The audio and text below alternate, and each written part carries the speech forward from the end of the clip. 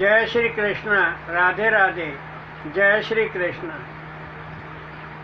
हरि शरणं हरि शरणं हरि शरणं हरि हरि हरि शरणं हरि शरणं हरि शरणं हरि हरि हरि शरणं हरि शरणं हरि शरणं हरि हरि हरि शरणं हरि शरणं हरि शरणं हरि हरि। सुखदेव जी वर्णन करते हैं कि राजन, पिछले कथा प्रवचन में आपने श्रवण किया कि देव गुरु विश्वरूप ने वैष्णवी विद्या द्वारा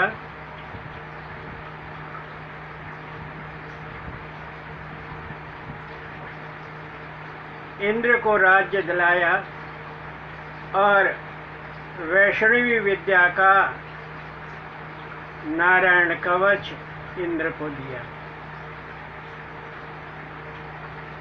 वृत्रासुर का वध महर्षि दधीच द्वारा अस्थिदान,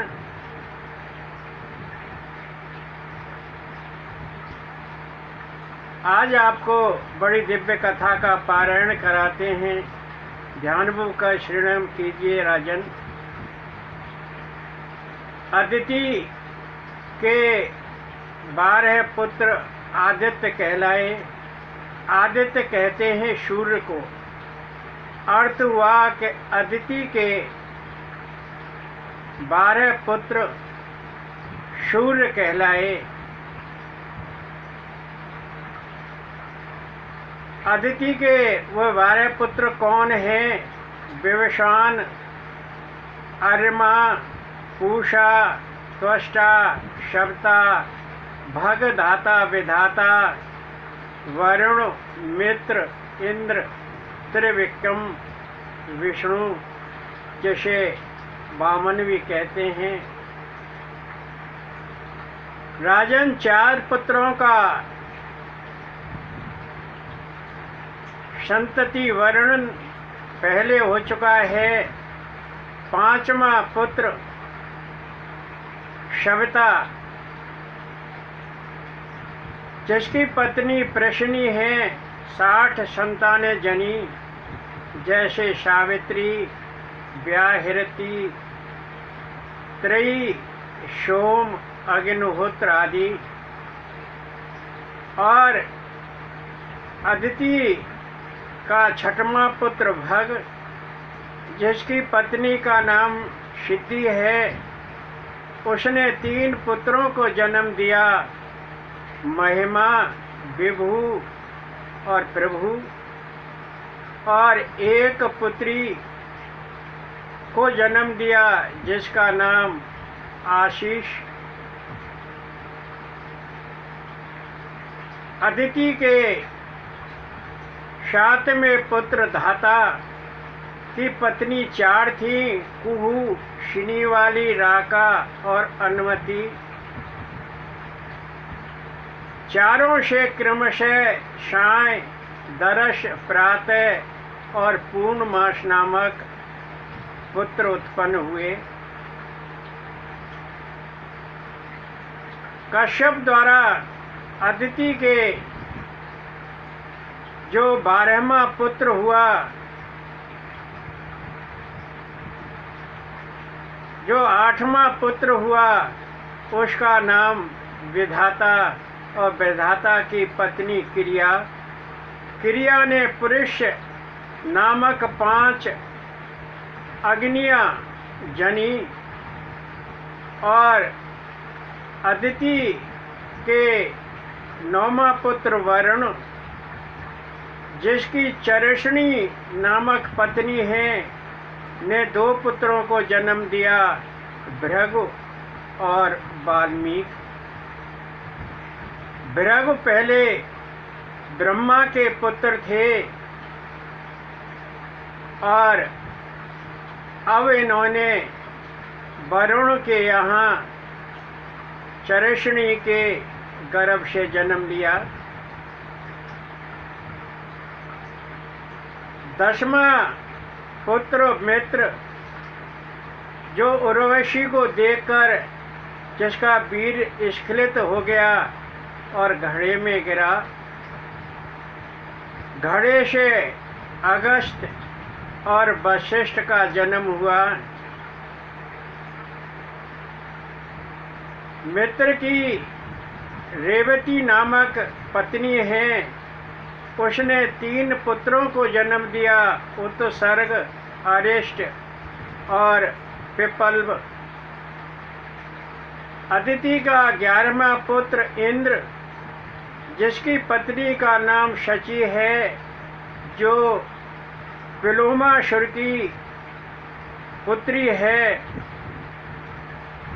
उसने 3 पुत्रों को जन्म दिया, जयंत, ऋषभ और मीनवान।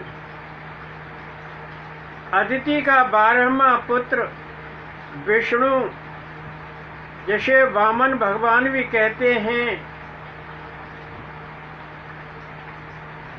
उसकी पत्नी कीर्ति है और कीर्ति ने एक पुत्र को जन्म दिया, जिसका नाम बृहच्छ लोक है।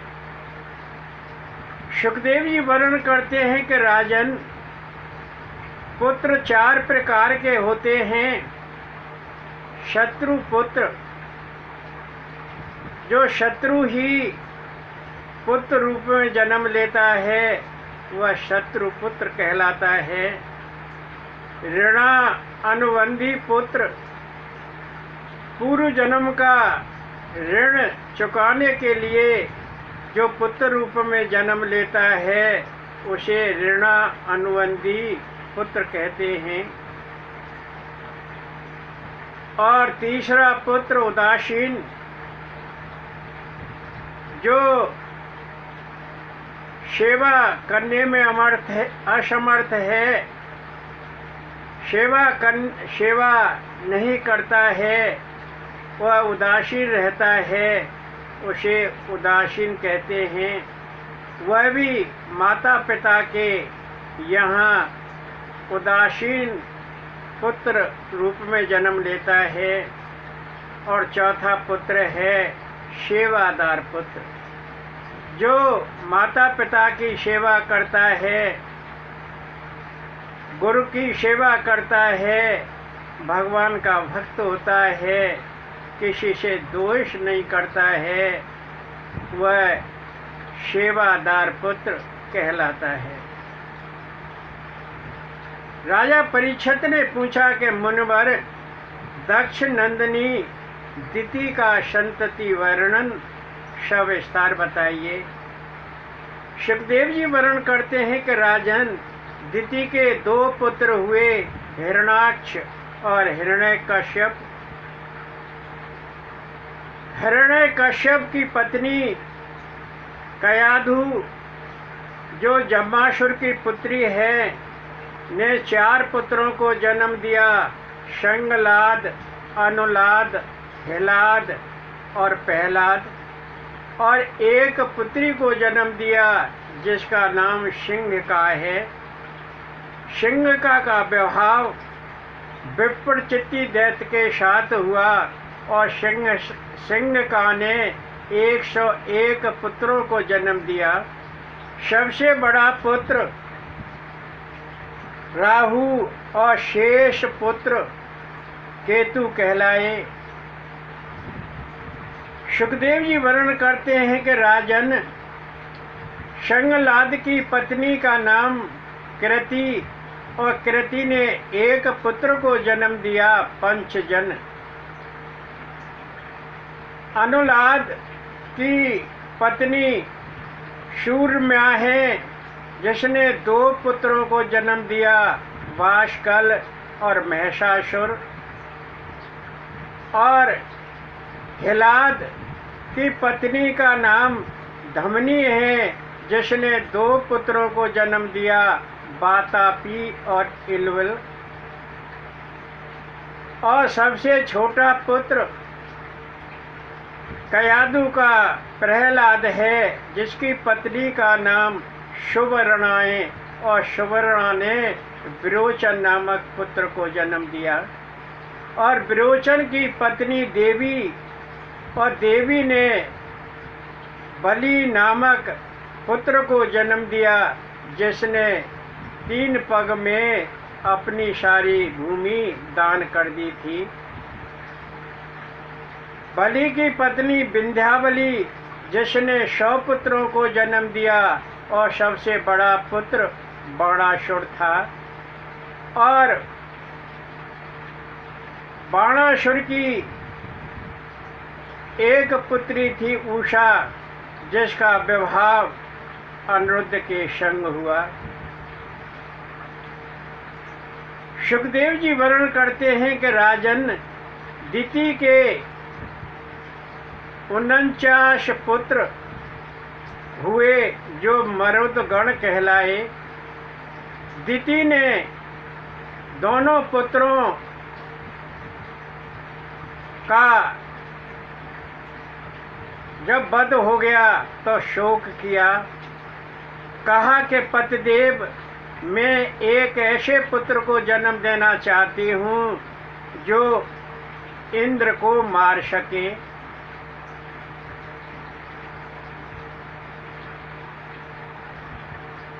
कश्यप जी बोले और बड़े खिन्न हुए कि ये तो मेरे ही पुत्र को मरवाना चाहती है। उन्होंने मन में विचार किया और कहा कि देवी, एक साल का पुष्पन व्रत रखना। यह व्रत मार्गशीर्ष प्रतिपदा से रखा जाता है। यदि तू उस व्रत को रखेगी तो तेरे एक रूप सलोना पुत्र जन्म लेगा, जो इंद्र का शत्रु होगा। दिति बड़ी प्रसन्न हुई, कहा कि स्वामी, मुझे उसकी विधि बता दीजिए। कश्यप ऋषि ने दिति को विधि बताई कि 1 साल तक पुष्पवन व्रत का पालन करना है, झूठ नहीं बोलना है, किसी के साथ अपराध नहीं करना है, किसी से कट नहीं बोलना है, और बिना हाथ मुंह धोए सोना नहीं है, बिना आचमन किए शयन नहीं करना है। यदि कहीं जरा सी भी त्रुटि हो गई तो तेरे वह पुत्र देवतावत हो जाएंगे।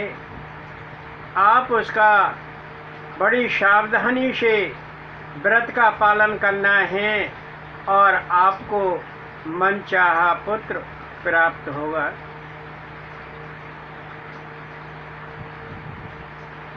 दिति बड़ी प्रसन्न हुई, कहा कि ठीक है स्वामी।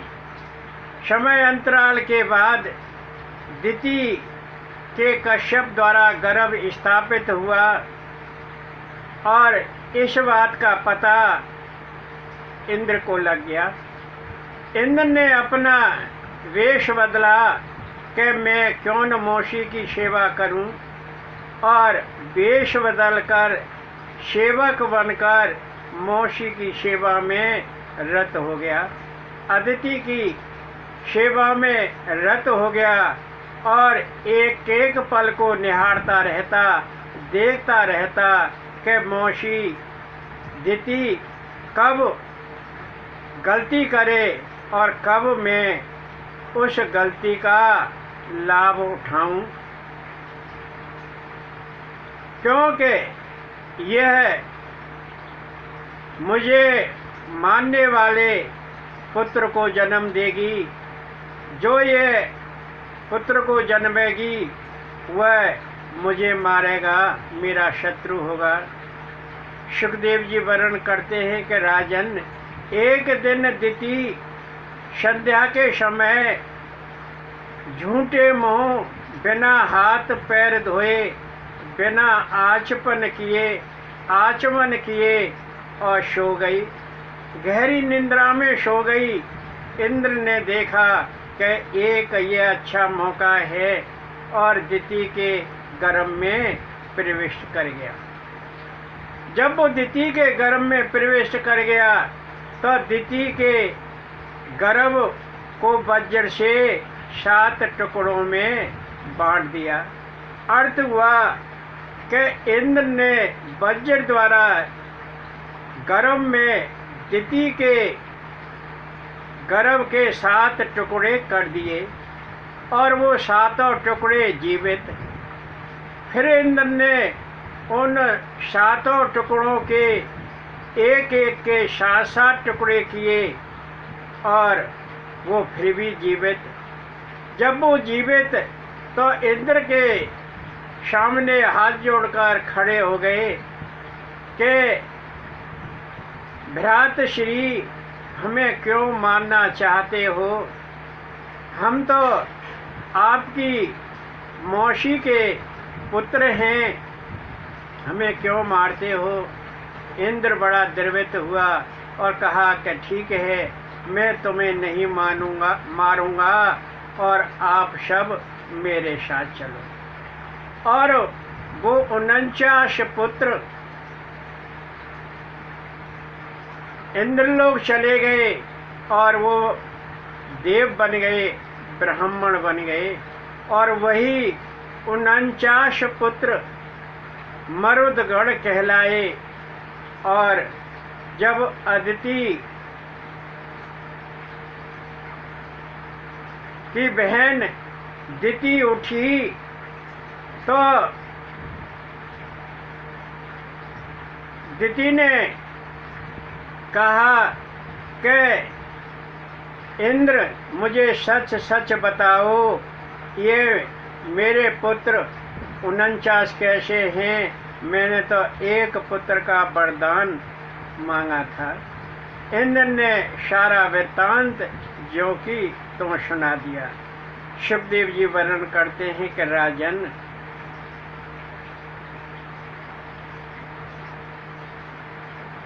हिरण्याक्ष का वध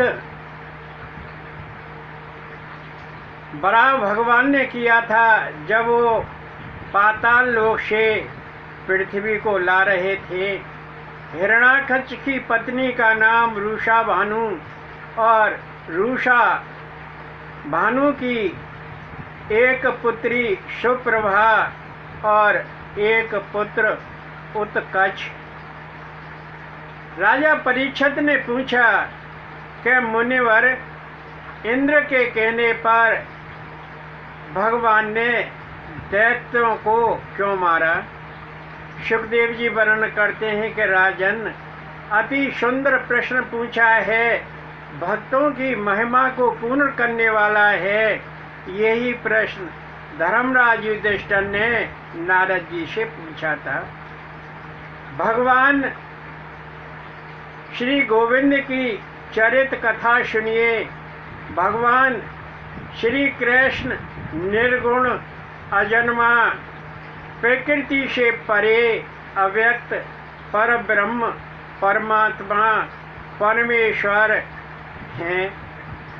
फिर भी माया जनित गुणों को धारण करते हैं और सगुण रूप में दिखाई देते हैं। सुखदेव जी वर्णन करते हैं कि राजन, भगवान की त्रिगुणी माया बड़ी विचित्र है, बड़ी अपरंपार है। भगवान ने काल की रचना की, काल की सृष्टि की। काल भगवान श्री कृष्ण के अधीन हैं, भगवान काल के अधीन नहीं हैं। भगवान श्री कृष्ण काल रहित हैं। युधिष्ठिर का एक बार राजसूय यज्ञ हो रहा था और उस यज्ञ में एक विचित्र घटना घटी कि भगवान श्री कृष्ण ने उस राजसूय यज्ञ में शिशुपाल का वध कर दिया और शिशुपाल से एक प्रज्वलित ज्योति निकली और भगवान श्री कृष्ण में समाहित हो गई। सुखदेव जी वर्णन करते हैं कि राजन, जब शिशुपाल से वह ज्योति निकलकर भगवान श्री कृष्ण में समाहित हो गई तो युधिष्ठिर ने पूछा नारद जी से कि देवर से शिशुपाल ने सद्गति प्राप्त क्यों की? क्योंकि शिशुपाल तो भगवान श्री कृष्ण को गाली देता रहता था, बुरा भला कहता रहता था। नारद जी ने कहा कि राजन, निंदा, सत्कार, तिरस्कार ये सब शरीर द्वारा ही दिखाई देते हैं, आत्मा द्वारा नहीं। जाकी रही भावना जैसी, प्रभु मूरत देखी तिन तैसी। सुखदेव जी वर्णन करते हैं कि राजन, जिसकी जैसी भावना होती है और वो प्रभु की वैसी ही मूर्ति को देखता है, दर्शन करता है। व्यापक वे स्वरूप भगवान, ते धर देह चरित कृत नाना।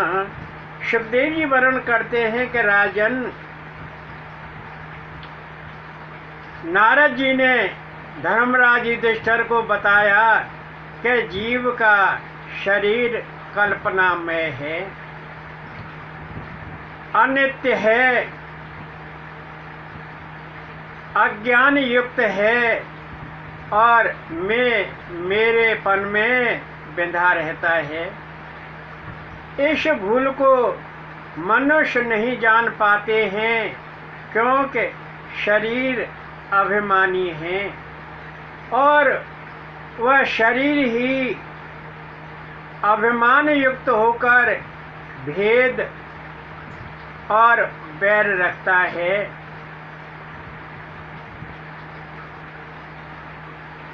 भगवान कृष्ण की भेद दृष्टि नहीं है, वह सबका ही कल्याण करते हैं, चाहे बैरी क्यों न हो, दुश्मन क्यों न हो।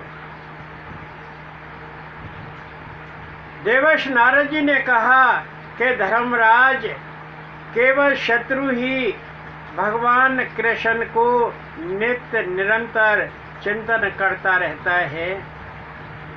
जब शरीर बिलो के अभिमाना, दुर्वचन कहे जग बहु नाना, पर भगवान न इन सम्माना।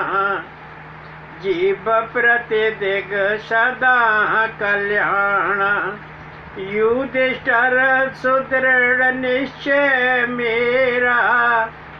जनवर हरे तन्मय हीरा, भक्ति से उतना नहीं बेलो का।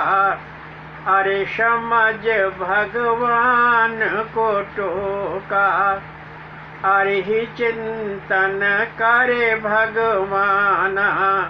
पाप रहित हो पाए निदाना, काम दोष भयो स्नेह द्वारा। हर में रते हरे कर उद्धारा। सुखदेव जी वर्णन करते हैं कि राजन, देवर्षि नारद जी ने धर्मराज युधिष्ठिर को बताया कि बैरी ही, शत्रु ही भगवान का नित्य निरंतर चिंतन करता है। क्यों न वह दोष देकर करे, क्यों न वह गाली देकर करे, पर वह भगवान का नाम तो लेता है।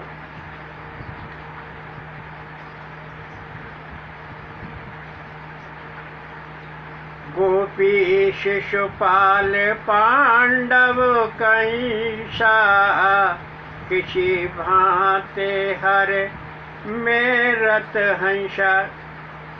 महाकवि जी कहते हैं कि कृष्ण भक्तों, गोपी, शिशुपाल और पांडव और कंस अपने अलग अलग प्रकार से भगवान को याद करते थे, भगवान का स्मरण करते थे।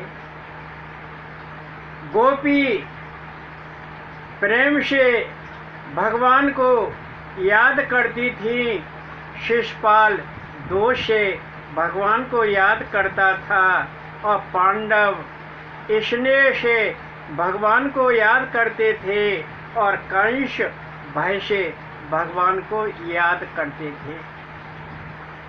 सुखदेव जी वर्णन करते हैं कि राजन, जीव किसी न किसी प्रकार से भगवान को याद तो करता है और भगवान उसका कल्याण करते हैं कि इसने किसी भांति लिया हो पर मेरा नाम तो लिया है, मेरे ध्यान में रत तो रहा है। इसलिए शिशुपाल और दंतवक्त्र पूर्व जन्म में भगवान के पार्षद जय विजय थे और शनकादि के शाप द्वारा जय विजय ने हिरण्याक्ष और हिरण्यकश्यप के रूप में जन्म लिया, जिनका संहार क्रमशः बराह भगवान और नरसिंह भगवान ने किया और उन्हीं हिरण्याक्ष हिरण्यकश्यप ने कुंभकर्ण और रावण के रूप में जन्म लिया। विश्रवा की पत्नी केसरी ने उनको जन्म दिया और वो तीसरे जन्म में कुंभकर्ण और रावण बने। और कहा कि धर्मराज, इसके बाद आपकी मौसियों के गर्भ से शिशुपाल और दंतवक्त्र का जन्म हुआ। शाप 3 जन्म तक था, इसके बाद पुनः वह भगवान के पार्षद बन गए और वध होने के बाद शिशुपाल दंतवक्त्र से जो ज्योति निकली वह कृष्ण में समाहित हो गई, क्योंकि शिशुपाल और दंतवक्त्र का जन्म ही अंतिम जन्म था और इस जन्म के बाद जय विजय शाप मुक्त हो गए और पुनः भगवान के पार्षद बन गए।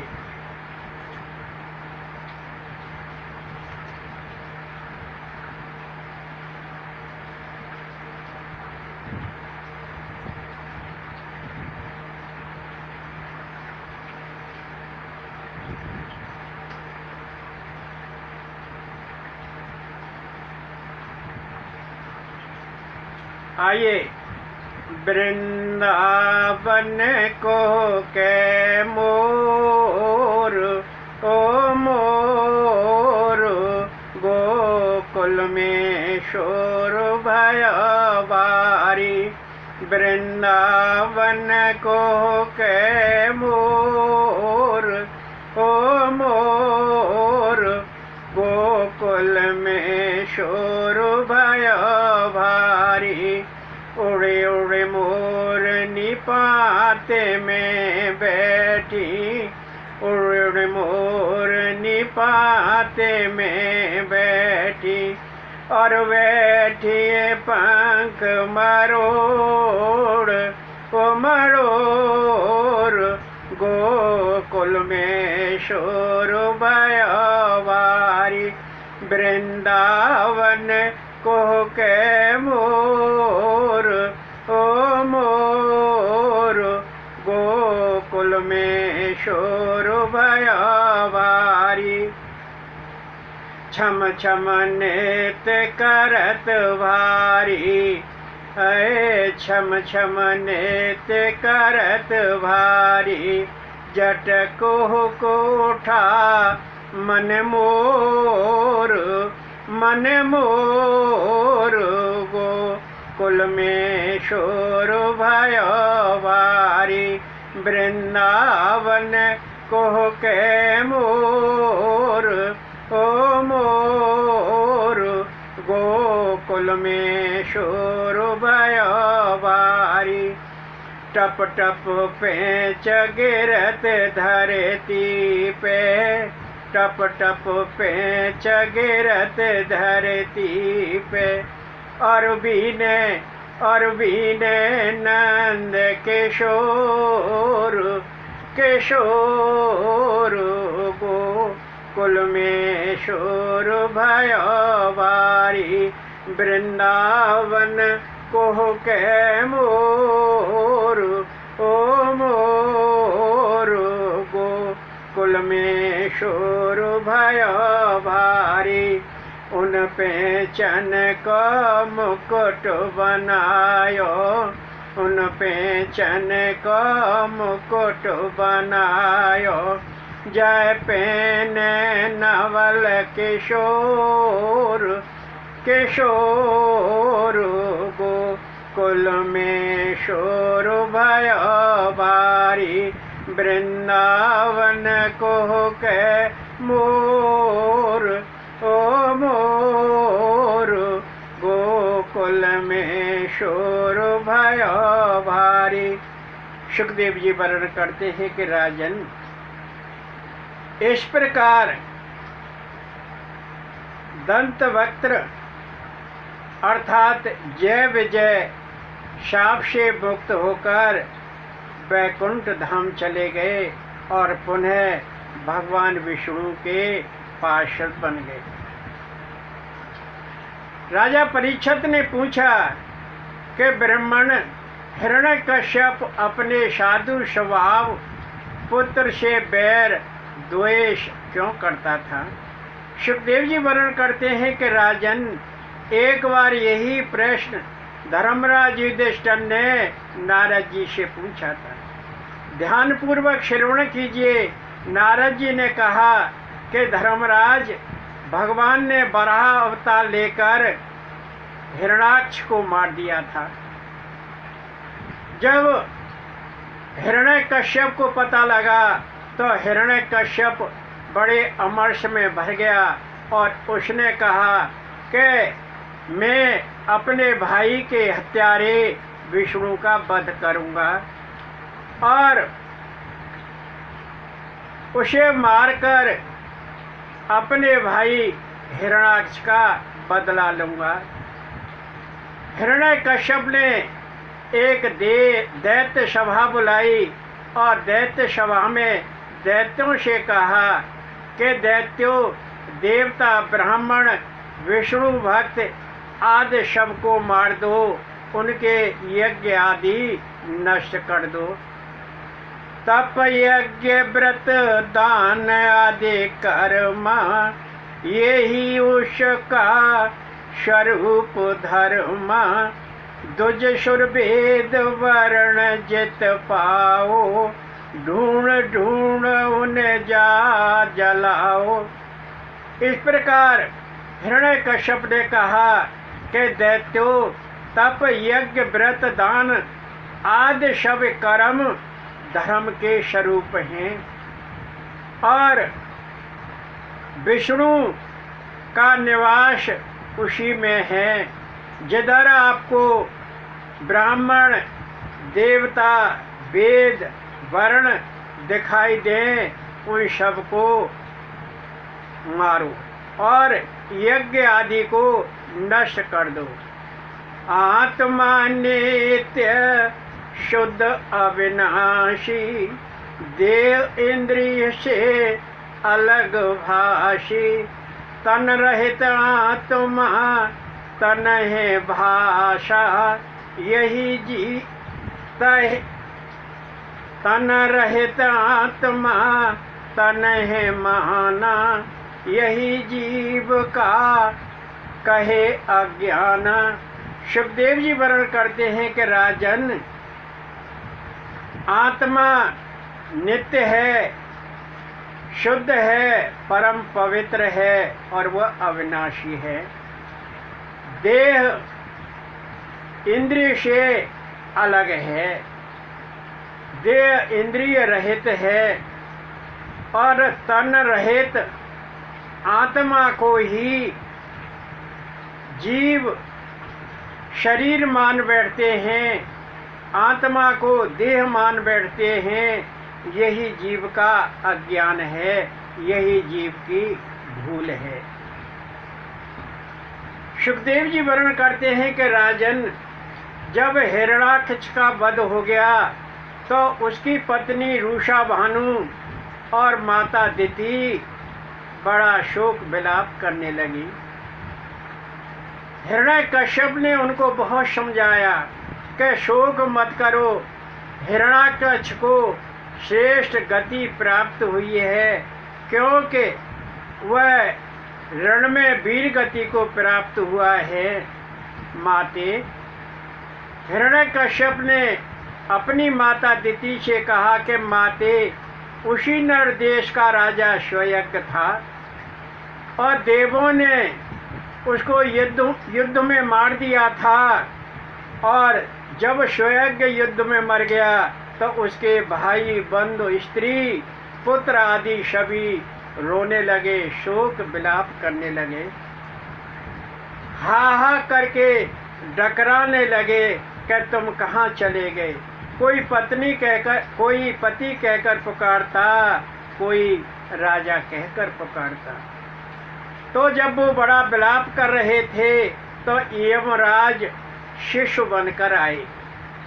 धर्मराज यम ने शिशु का रूप बनाया और जहाँ वह शिवयज्ञ के पारिवारिक जन रो रहे थे, परिजन रो रहे थे, वहाँ पहुँचा और कहा कि मूर्खों, क्यों रोते हो?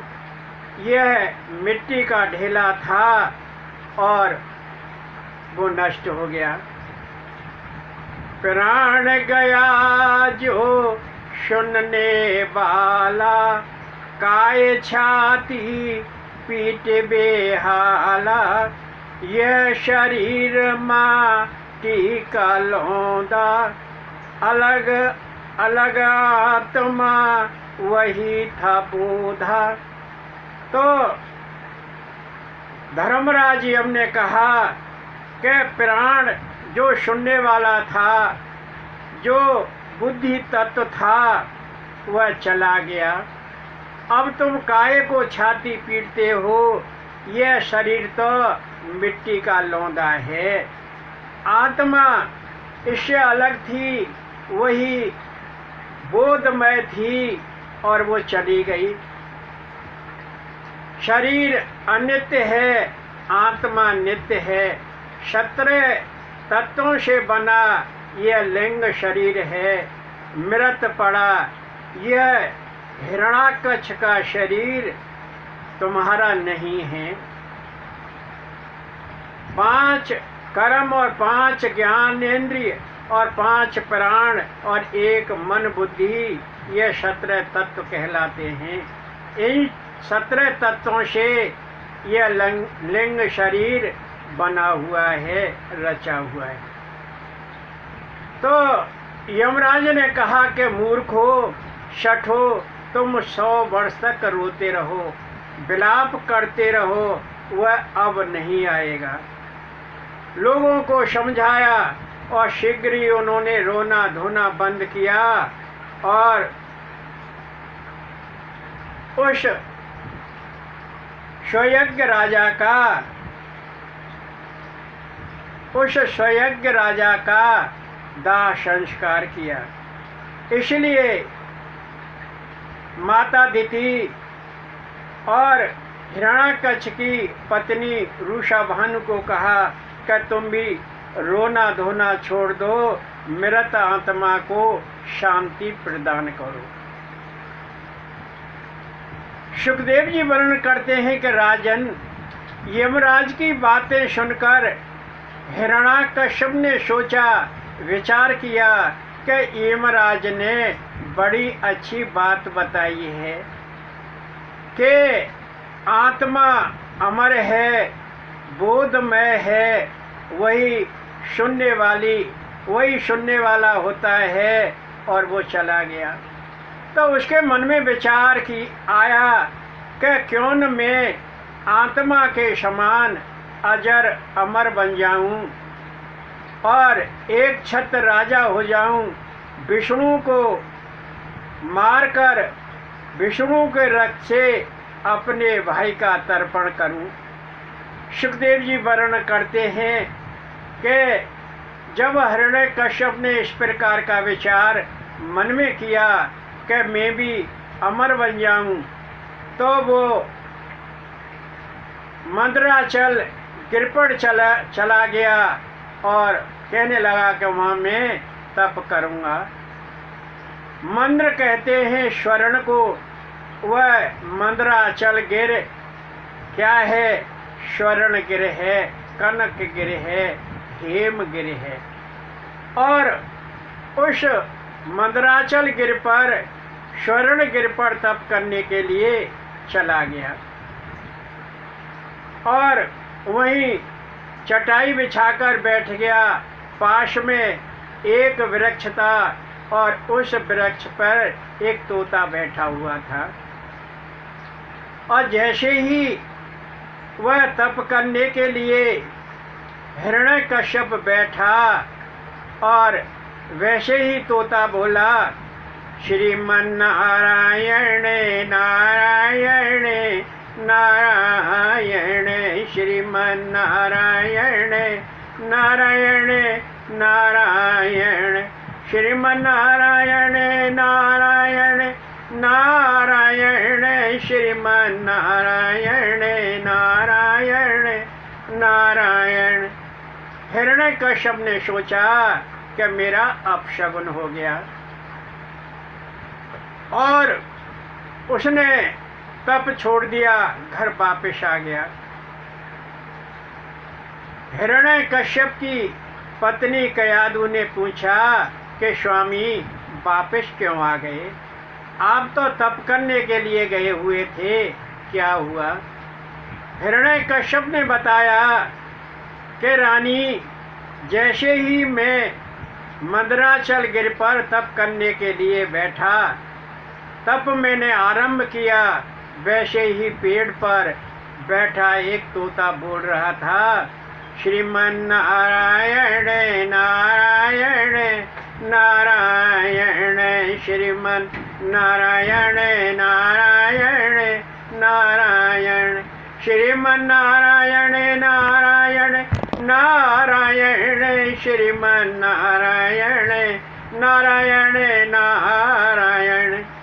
तो मैंने सोचा कि मेरा अपशगुन हो गया, क्योंकि हम दैत्य विष्णु के ध्रुव विरोधी हैं। विष्णु हमारा शत्रु है। सुखदेव जी वर्णन करते हैं कि राजन, फिर तो कयादु जो जम्मासुर की पुत्री है, चलते फिरते, खाना बनाते, उठते बैठते, भोजन परोसते और हिरण्यकश्यप से कहती कि स्वामी वह तोता क्या कह रहा था? तो हिरण्यकश्यप बोलता कि रानी, वह तोता कह रहा था, श्रीमन नारायण नारायण नारायण, श्रीमन नारायण नारायण नारायण, श्रीमन नारायण नारायण नारायण, श्रीमन नारायण नारायण नारायण। अब वो तप करने के लिए नहीं गया और कयादु कोई कार्य करती तो अपने पतिदेव से पूछती कि पतिदेव वह तोता क्या कर रहा था? और संसर्ग के समय कयादु ने अपने पति से कहा कि पतिदेव वह तोता जो पेड़ पर बैठा हुआ था मंदराचल गिर पर क्या कह रहा था? तो पति कहते कि वह तोता कह रहा था, श्रीमन नारायण नारायण नारायण, श्रीमन नारायण नारायण नारायण। और उस संसर्ग के समय भी कयाधु ने अपने पति हिरण्यकश्यप से भगवान नारायण का नाम जपवाया। और उसी दौरान कयाधु गर्भवती हो गई।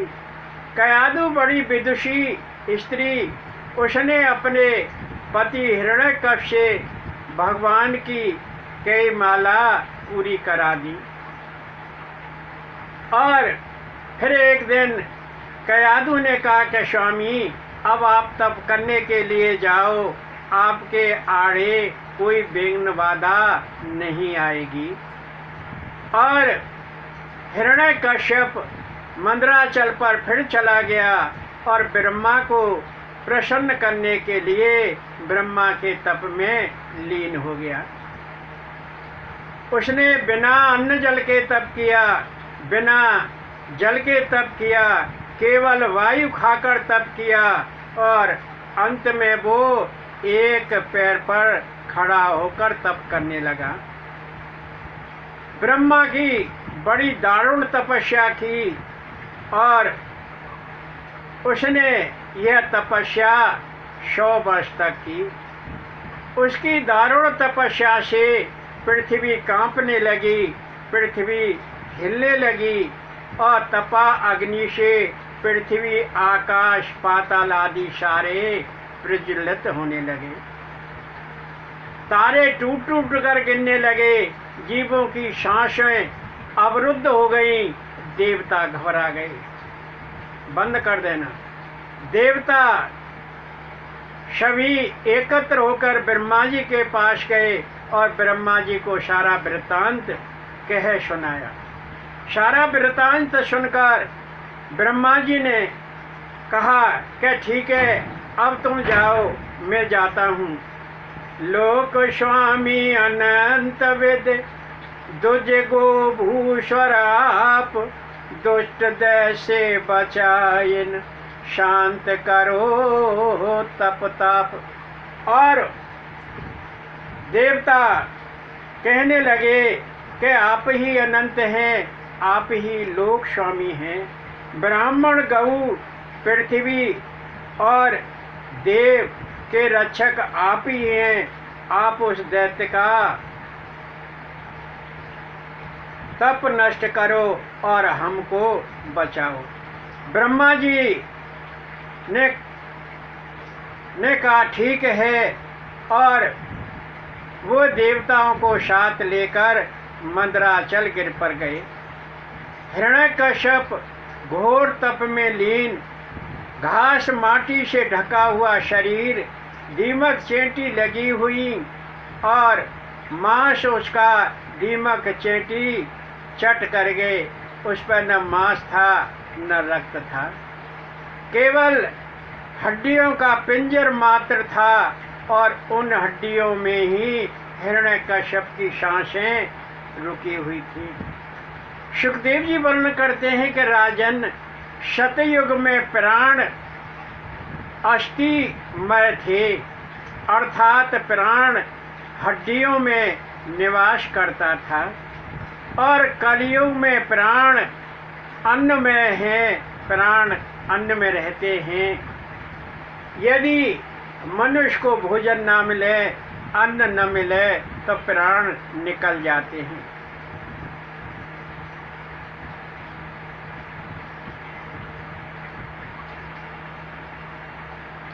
ब्रह्मा ने कहा कि बिन पद बिन पय 7 वर्ष तप कठोरा, तपी मुझे किया अपने ओरा। हिरण्यकश्यप तुम मरणशीला, में ही अमर जग धर्मशीला।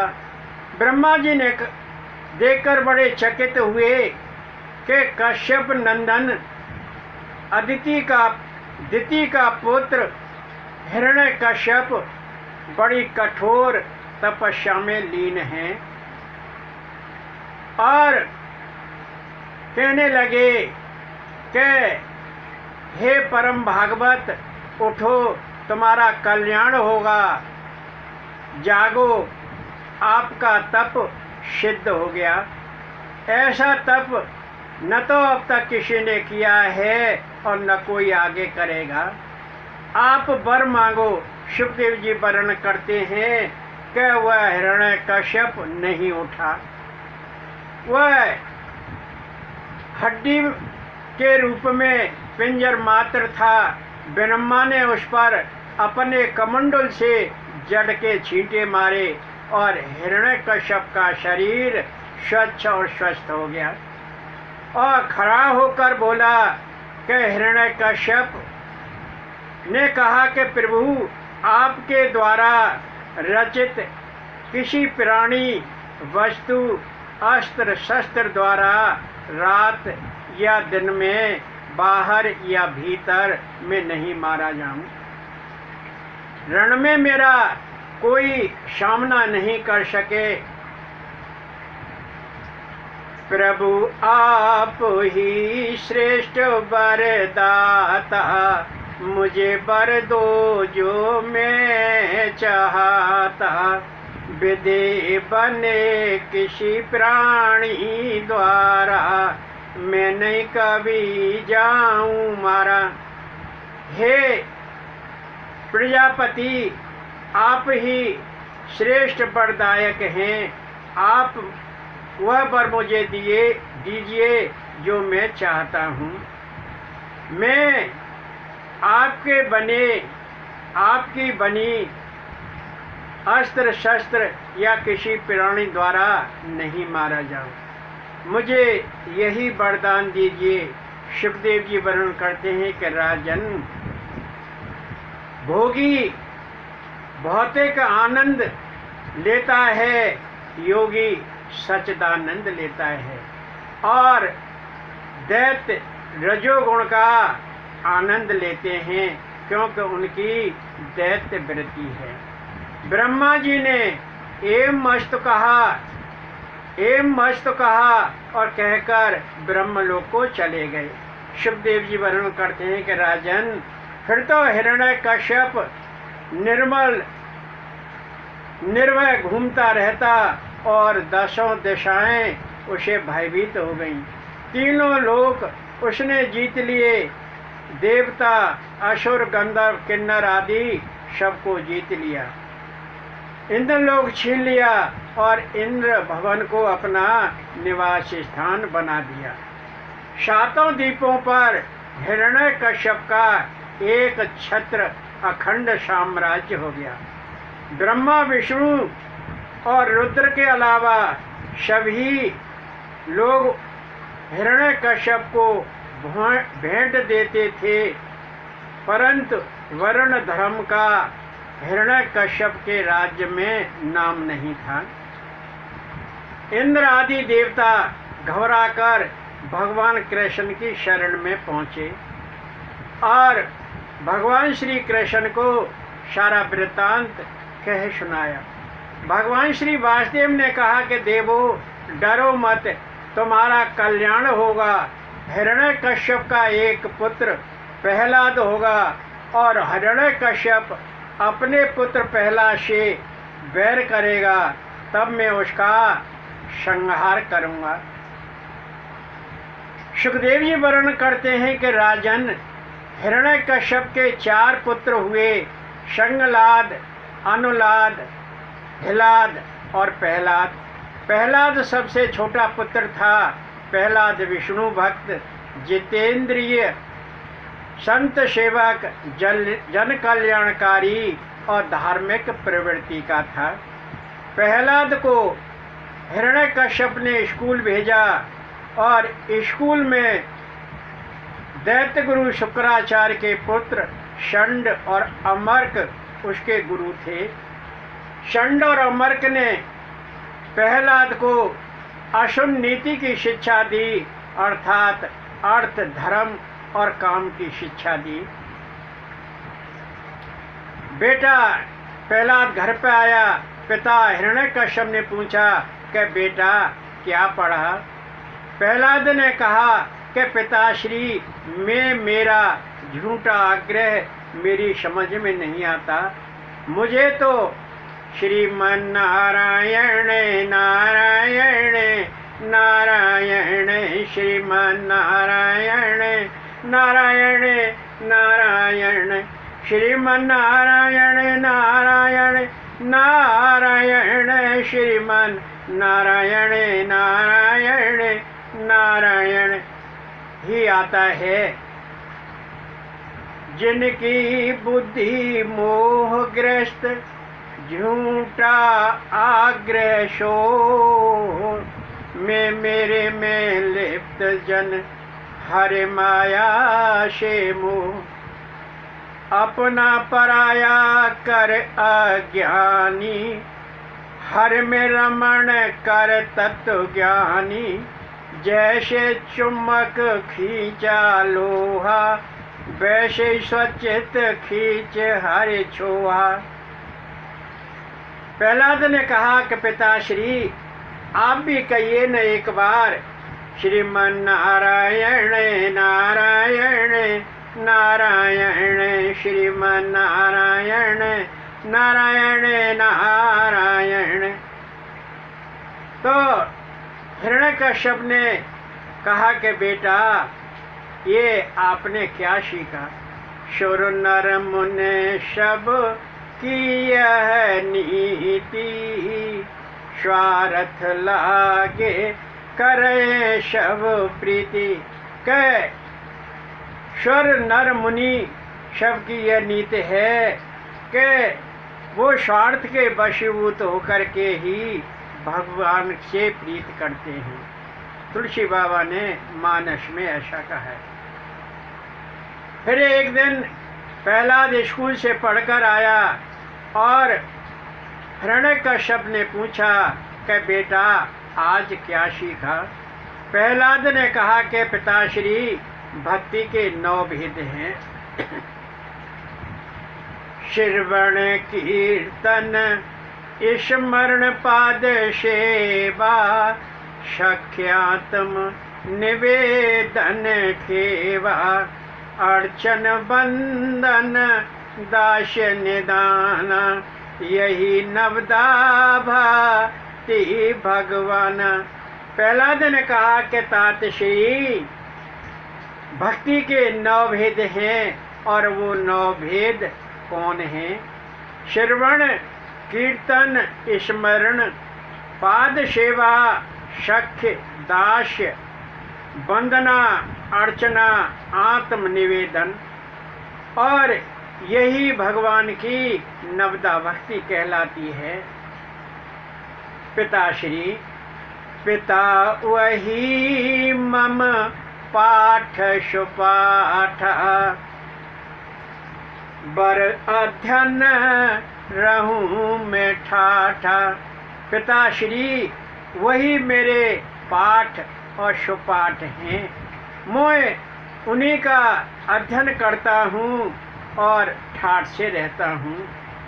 सुखदेव जी वर्णन करते हैं कि राजन सुनकर हिरण्यकश्यप ने कहा कि यह 5 वर्ष का बालक प्रहलाद बड़ा दुष्ट है, बड़ा क्रूर है, जो मेरे शत्रु को याद करता है और मुझसे भी कहता है कि तुम उसी भगवान को भजो। हिरण्यकश्यप ने प्रहलाद को उठाया और पटक दिया, कहा कि ले जाओ इसे मार दो। सुखदेव जी वर्णन करते हैं कि राजन प्रहलाद ने कहा कि पिताश्री एक बार हर चरणों का स्पर्श तो करो, आप मुक्त हो जाओगे। प्रहलाद में यही एक गुण था कि जन्मते ही वह भगवान श्री वासुदेव से प्रेम करने लगा था। विषय भोगी मूरख जग नाना घोर नरक में पड़े निदाना।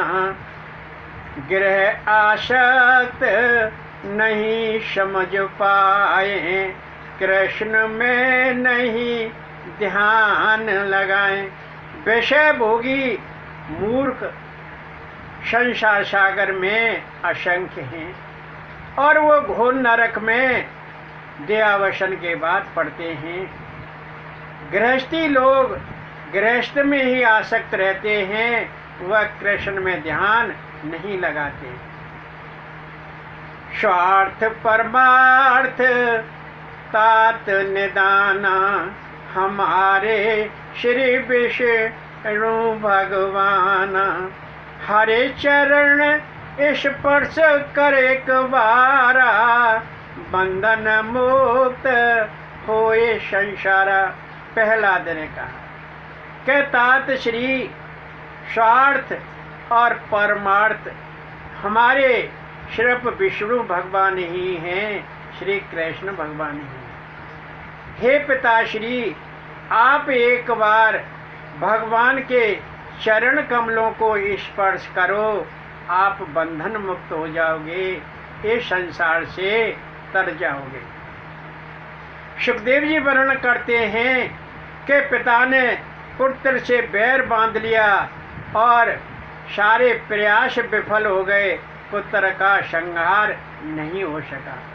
पहाड़ से गिरवाया, हाथियों के पैरों से कुचलवाया और होली में जलवाया, लेकिन उसका हिरण्यकश्यप बाल बांका नहीं कर सका।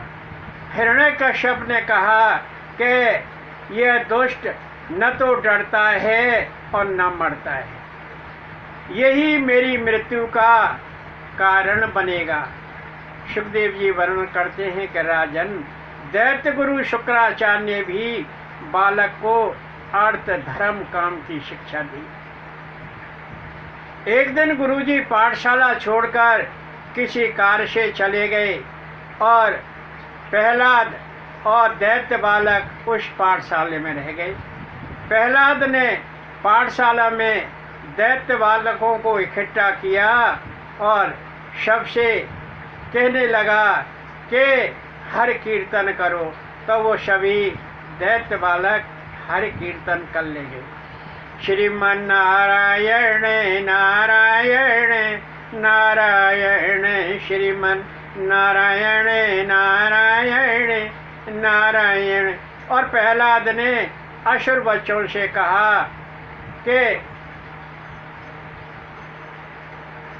प्रहलाद मित्र भाव उचारा, मनुज जन्म दुर्लभ संसारा।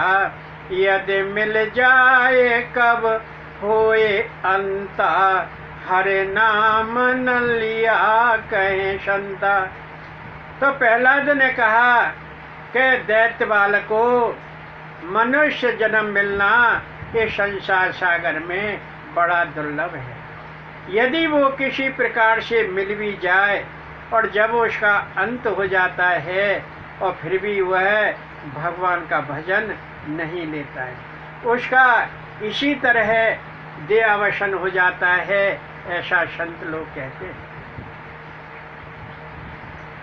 वह मनुष्य जीवन यूं ही बीत जाता है, परंतु वह मनुष्य भगवान का नाम नहीं लेता। कब जवानी बीत गई, कब बुढ़ापा बीत गया, पता नहीं चलता है। लो शरण चरण श्री भगवान, जीवन सफल जगत में माना। स्वामी सुहृद प्रीतम नाथा, नित तिहार रहे वही साथा। हे असुर बालको, भगवान के चरण कमलों में शरण लो और आपका जीवन सफल हो जाएगा। वही भगवान श्री वासुदेव स्वामी हैं, सुहृद हैं, प्रीतम हैं और वही नाथ हैं। नित्य वह तुम्हारे साथ रहते हैं और आप उनका ध्यान करो। राम भगत यह तन जामी, ताते मोह परम प्रवेशामि। ये मानस में तुलसी बाबा ने कहा है कि बच्चों हर की शरण लो, कृष्ण का श्रवण, नाम श्रवण करो, कीर्तन करो, यही सत्य है। बालकों 100 वर्ष की आयु है, 50 वर्ष तो सोने में बीत जाते हैं और 20 वर्ष किशोरावस्था में बीत जाते हैं। 20 वर्ष बुढ़ापा खा जाता है और शेष 10 वर्ष बचे उसको रोग आदि खा जाते हैं। सुखदेव जी वर्णन करते हैं कि राजन, इसलिए प्रहलाद ने कहा कि असुर बालकों भगवान श्री कृष्ण का नाम अभी से जपना आरंभ कर दो। इंद्रिय सुख विषय भोग नाना, वह तो किसी योनि में पाना।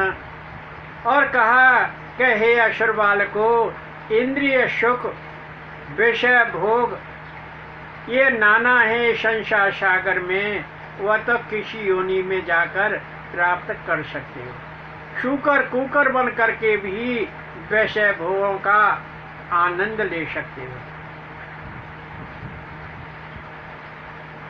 यह सुख और दुख मनुष्य को अपने प्रारब्ध के संस्कारों द्वारा प्राप्त होते हैं और जीव इन्हीं में संलिप्त रहता है, भगवान का नाम नहीं लेता है और बची हुई उम्र भी निकल जाती है लेकिन भगवान की शरण में नहीं जाता है।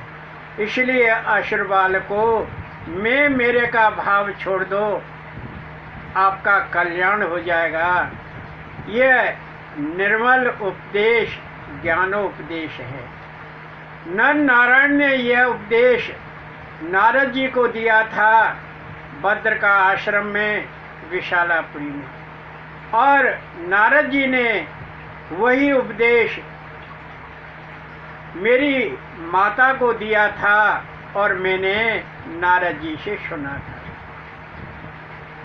असुर बालक बड़े आश्चर्यचकित हुए और कहा कि प्रहलाद, अभी तो तू 5 वर्ष का बालक है, तूने कैसे नारद जी से ये ज्ञानोपदेश प्राप्त किया? प्रहलाद ने कहा कि दैत्य बालकों, आपने ठीक कहा है। मेरे पिता मंदराचल पर तप करने के लिए चले गए। इंद्र ने सोचा कि अब राज्य में राजा तो है नहीं। इंद्र ने धावा बोल दिया और राज्य को छीन लिया। मेरी माता श्री कयाधु को कैद करके ले गया।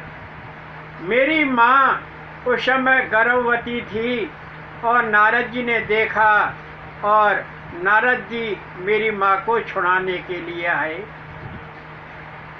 और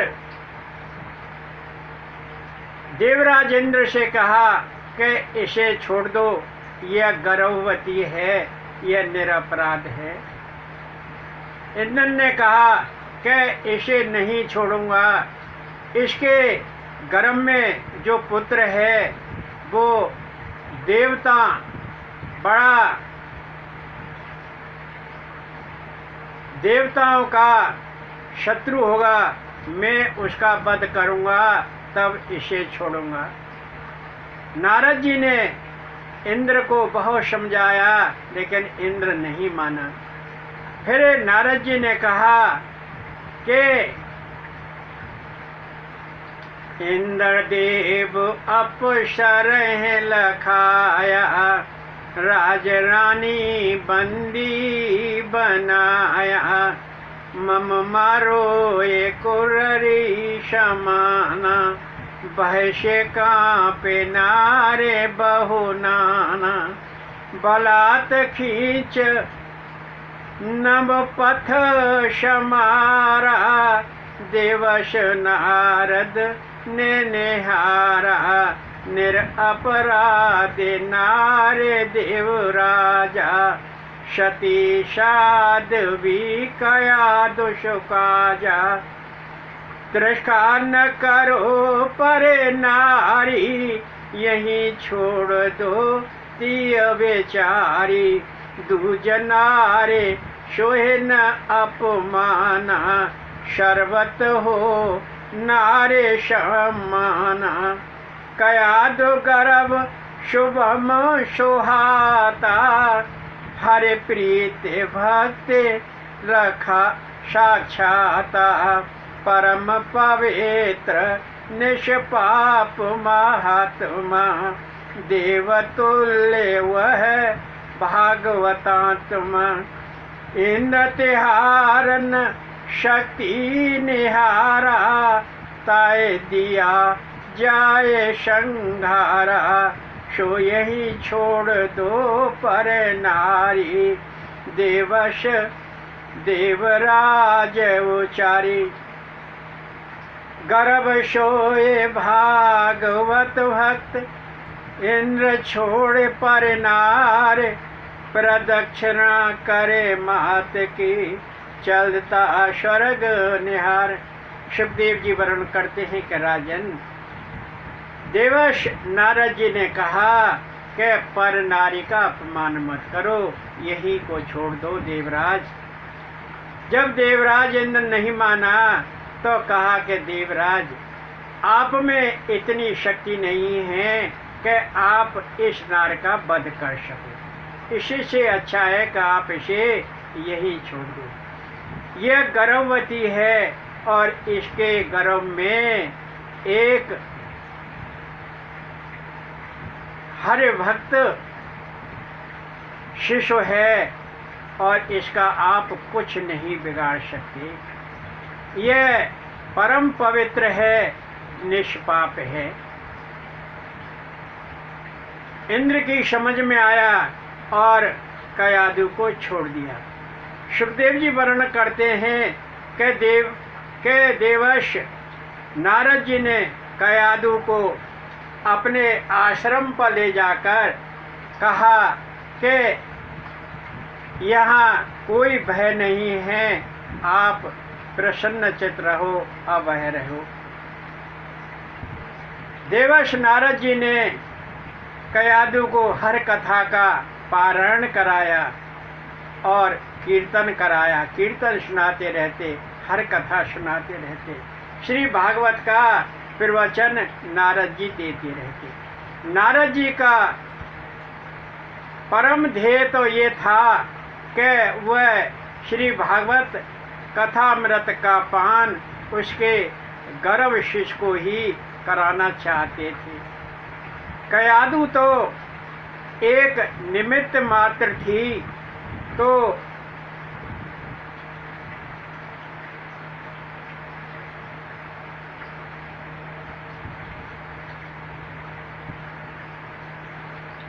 असुर बाल को माँ के गर्भ में मैंने देवश नारद जी के मुखारविंद से श्री भागवत कथा का अमृत पान किया और वही कथा मैं आपको श्रवण कराता हूँ। मेरी माँ को तो वो याद नहीं है, परंतु मुझे वह सब कुछ याद है। मैंने संपूर्ण हर कथा का श्रवण माता के गर्भ में ही कर लिया था। असुर बाल को वही श्री भगवत कथा अमृत का पान तुम्हें करा रहा हूँ, ध्यान पूर्वक श्रवण कीजिए। जीव के 6 शत्रु होते हैं, काम, क्रोध, मद, लोभ, मोह और मत्सर। मत्सर कहते ईर्ष्या को। मेरा छोड़ दो और भगवान श्री वासुदेव का नाम उच्चारण करो। बालको, यही श्रेयस्कर है और यही आपका कल्याण करेगा। आप ये असुर वृत्ति छोड़ दो। प्रकृति के 8 तत्व, प्रकृति, महत्त्व, अहंकार और 5 महाभूत से यह शरीर युक्त है।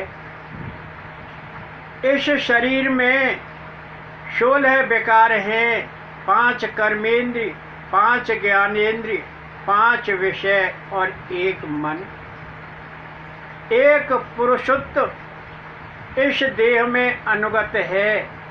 बुद्धि की 3 वृत्तियां होती हैं, स्वप्न, जागृत और सुषुप्ति। सुखदेव जी वर्णन करते हैं कि राजन, प्रहलाद ने असुर बालकों से कहा कि इन वृत्तियों को वश में करने का एकमात्र उपाय है कि कृष्ण की भक्ति में निष्काम प्रेम, और कृष्ण की भक्ति का निष्काम प्रेम ही श्री भागवत कहलाता है और वही सर्वश्रेष्ठ है। सुखदेव जी वर्णन करते हैं कि राजन, आत्मा की 7 अवस्थाएं होती हैं, जागृत, स्वप्न, सुषुप्ति।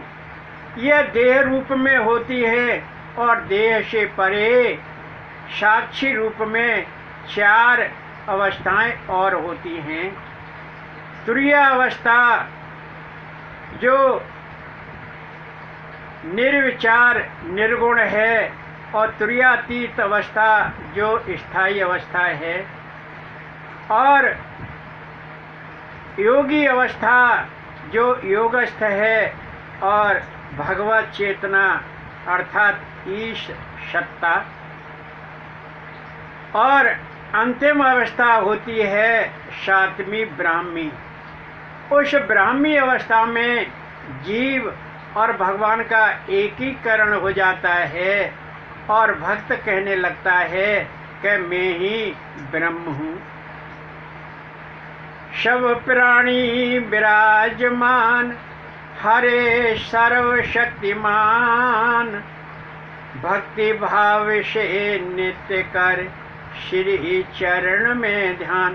कहा कि हे बालको, इसलिए तुम भक्ति भाव से नित्य निरंतर भगवान के चरणों में ध्यान करो। वही सब प्राणियों में विराजमान हैं और वही सर्वशक्तिमान है।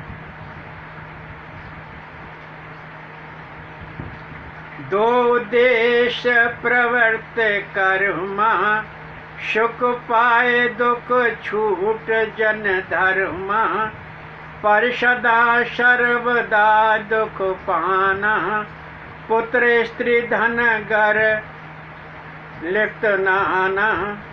सुखदेव जी वर्णन करते हैं कि राजन, प्रहलाद ने असुर बालकों से कहा कि 2 मनुष्य के उद्देश्य हैं, सुख पाना और दुख से छुटकारा कराना।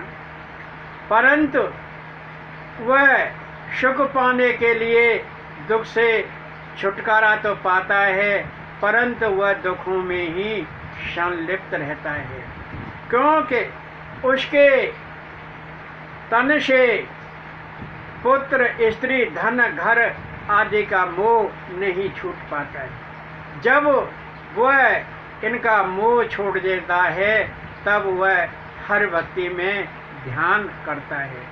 इसलिए असुर बालकों, आप सब ये माया मोह छोड़कर भगवान के चरणों में ध्यानरत हो जाओ।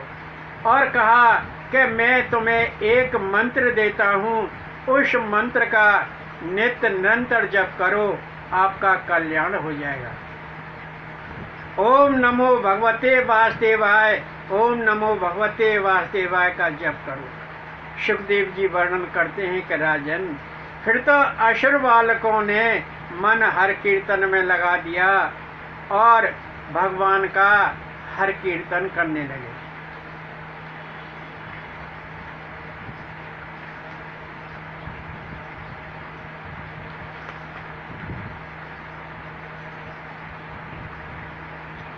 आइए, सजनी डोले छलिया शाम, आज बरे शाने होरी में, ओ सजनी डोले छलिया श्याम आज वर शान होरी में, आज वर शान होरी में, आज वर शान होरी में।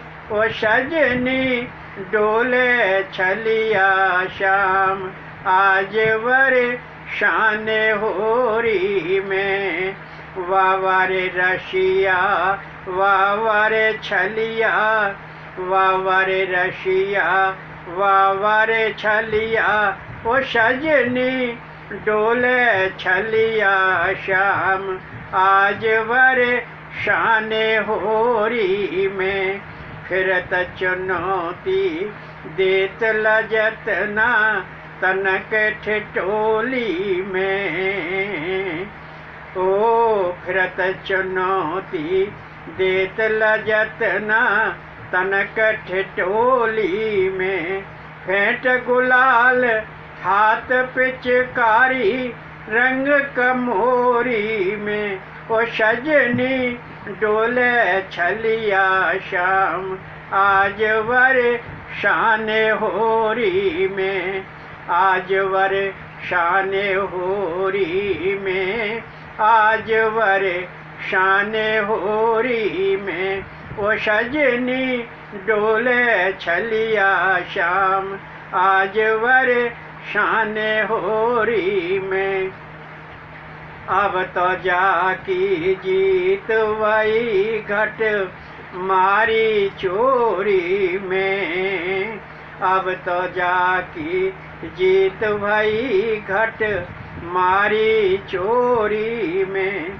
समझ पड़ेगी आज जाए लठ मारी होरी में।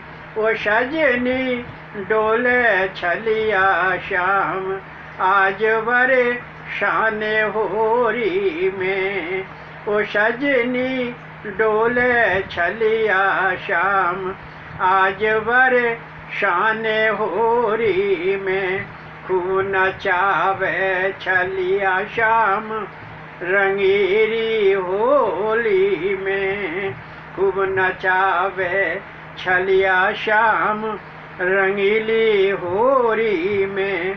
अब छूटे गो गुलाल पड़ो जब शरण किशोरी में। ओ सजनी डोले छलिया श्याम आज वर शान होरी में। ओ सजनी डोले छलिया श्याम आज वर शान होरी में। बंदे परश पर नित्य प्रिया प्रिय प्रेम की डोरी में। बंदे परश पर नित्य प्रिया प्रिय प्रेम की डोरी में। नारायण मन बलिहारी या सुंदर जोड़ी में। ओ सजनी डोले छलिया श्याम आज वर शान होरी में। ओ सजनी डोले छलिया श्याम आज वर शान होरी में।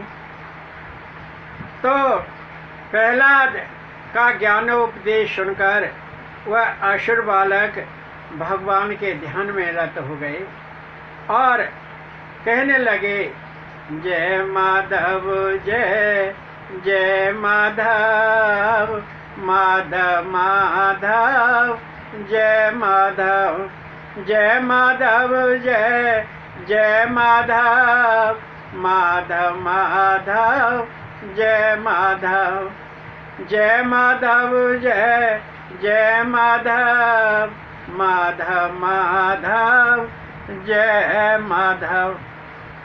तो प्रहलाद ने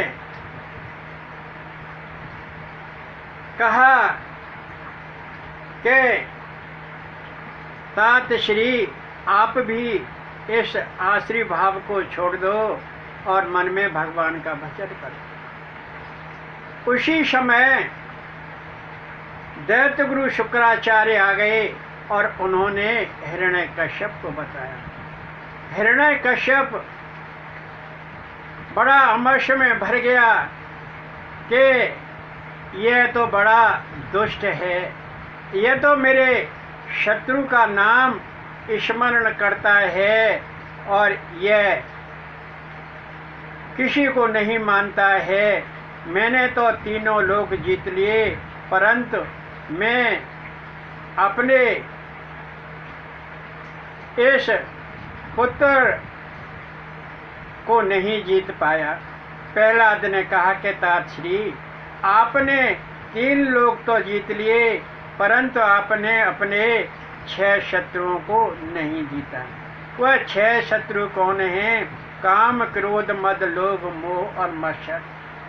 सो हे विष्णु भक्तों, हे कृष्ण भक्तों, आपको हर व्यक्ति का स्मरण करने से पूर्व, श्रवण करने से पूर्व काम, क्रोध, मद, लोभ, मोह और मत्सर, इन 6 शत्रुओं को वश में अवश्य करना चाहिए। जब ही आपके हृदय में भक्ति उतरेगी और आपके हृदय में भगवान श्री कृष्ण के प्रति प्रेम जागृत होगा। इस प्रकार प्रहलाद ने असुर बच्चों को शिक्षा दी, ज्ञानोपदेश दिया और उसके बाद हिरण्यकश्यप बड़ा अमर्ष में भर गया और उसने तलवार उठाई। सुखदेव जी वर्णन करते हैं कि राजन, उसने अमर्ष में भरकर और प्रहलाद से कहा कि तेरा भगवान कहाँ है? प्रहलाद ने कहा कि तात श्री, मेरा भगवान सब जगह है, कि कण कण में है। हिरण्यकश्यप ने कहा, अरे दुष्ट, तू ये बता कि तेरा भगवान इस खम्भे में है? कहाँ? तात श्री, इस खम्भे में भी है। और हिरण्यकश्यप ने तलवार उठाई और उस खम्भे में जमा कर घूंसा मारा। जैसे ही घूंसा मारा, उसे नरसिंह भगवान प्रकट हुए। नरसिंह भगवान का प्राकट्य हुआ। नरसिंह भगवान का प्राकट्य वैशाख शुक्ल चतुर्दशी साय मुल्तान में हुआ था और एकदम नरसिंह भगवान ने अपना विशाल रूप धारण कर दिया। ब्रह्मा आदि सभी नरसिंह भगवान की स्तुति करने लगे। नरसिंह भगवान का क्रोध शांत नहीं हुआ। सुखदेव जी वर्णन करते हैं कि राजन, हिरण्य कश्यप को नरसिंह भगवान ने अपने पैरों से जकड़ लिया, पैरों में जकड़ लिया। नरसिंह भगवान का रूप, सिंह का मुख और शरीर मनुष्य का, इसलिए वो नरसिंह भगवान कहलाए। और नरसिंह भगवान ने हिरण्यकश्यप को अपने पंजों में पकड़ा और देहरी पे ले जाकर अपनी जांघ पर रखा। नाखून से उसको चीर दिया। ब्रह्मा आदि सभी देवताओं ने नरसिंह भगवान की स्तुति की और नरसिंह भगवान का क्रोध शांत नहीं हुआ। सुनकर ब्रह्मा, इंद्र, शिव, सिद्ध आदि सभी आए। देव ऋषि और मनु यक्ष भी आए। अप्सरा, चारण, भाट, गंधर्व, किन्नर, प्रजापति आए, परंतु नरसिंह भगवान के क्रोध को शांत नहीं कर सके। रुद्र भगवान ने कहा कि हे नरसिंह भगवान, बालक प्रहलाद आपकी शरण में है, 5 वर्ष का है, इसकी रक्षा कीजिए। इंद्र ने कहा कि भगवान, दैत्य को मार दिया, अब इस बालक की रक्षा कीजिए। प्रजापति ने कहा कि आपने अच्छा किया, दुष्ट मारा गया, इसने सृष्टि की रचना करने से मुझे रोक दिया था। सुखदेव जी वर्णन करते हैं, स्वयंभू मनु ने कहा कि हे नरसिंह भगवान, आपने दैत्य का संहार कर दिया, इसने सब मान मर्यादा भंग कर दी थी। बैतालों ने कहा कि हे प्रभु, आपने अच्छा किया, इसने भगवान के यशोगान में बाधा उत्पन्न कर दी थी, हमें भगवान का यशोगान नहीं करने देता था।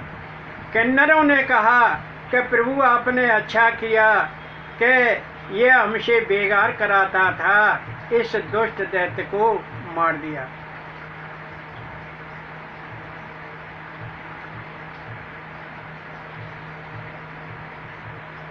सुखदेव जी वर्णन करते हैं कि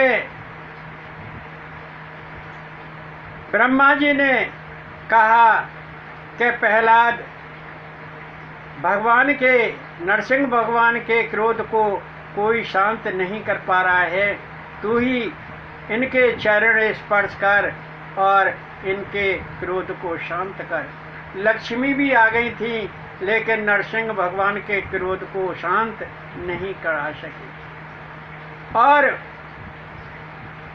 प्रजापति ब्रह्मा जी का आदेश पाकर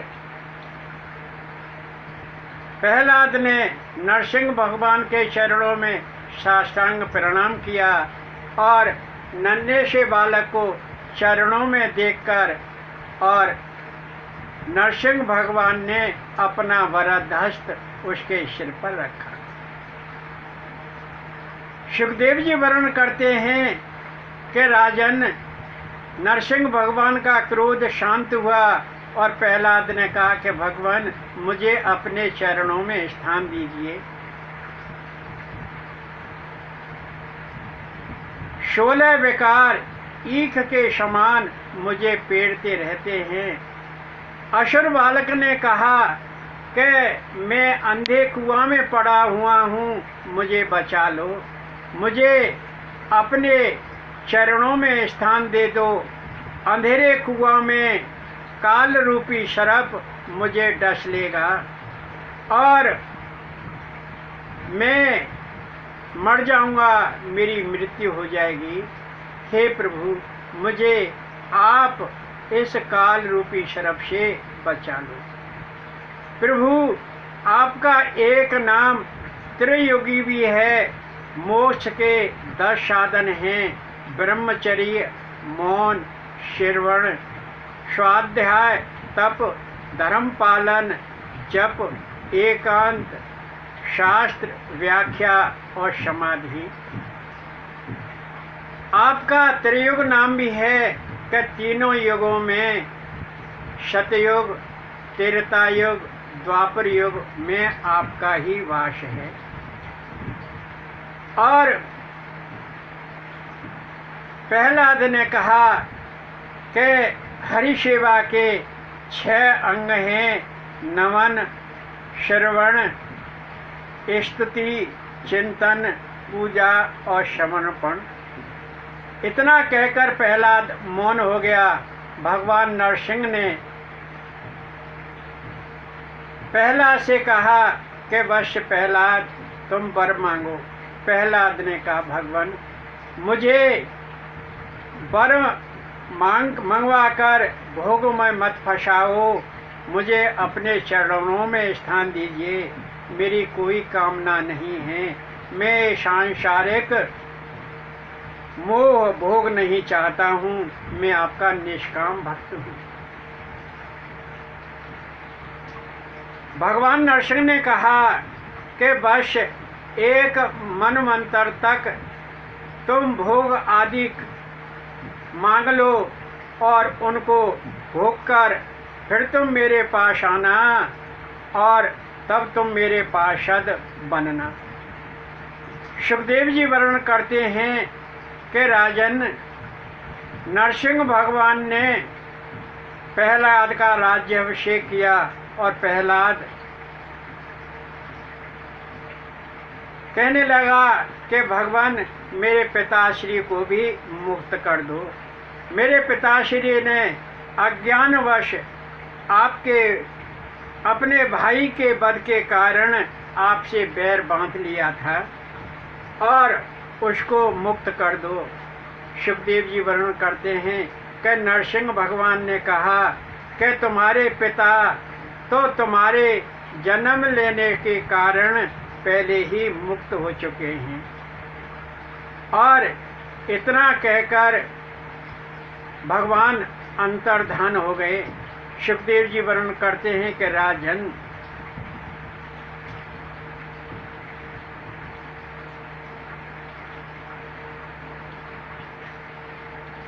पहला जैसा भक्त होने से कुल की 21 पीढ़ियां तर जाती हैं, 7 मातृपक्ष की, 7 पितृपक्ष की और 7 ससुर पक्ष की।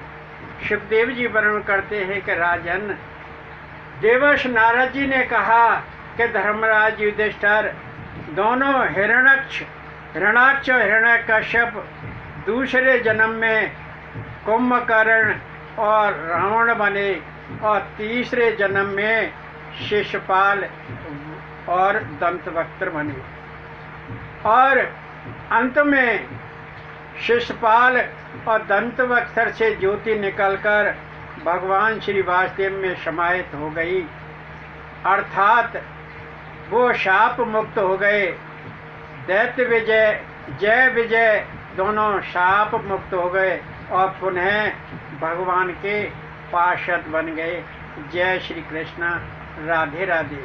जय श्री कृष्ण, राधे राधे। तू भजले कृष्णा कृष्णा, तू भजले कृष्णा कृष्णा, तेरो है जाए बेड़ा पार।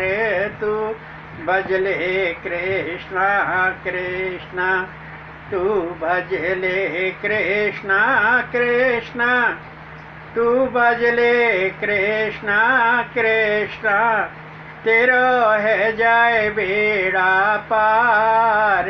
तू भजले कृष्णा कृष्णा। जय श्री कृष्ण, राधे राधे। जय श्री कृष्ण, राधे राधे।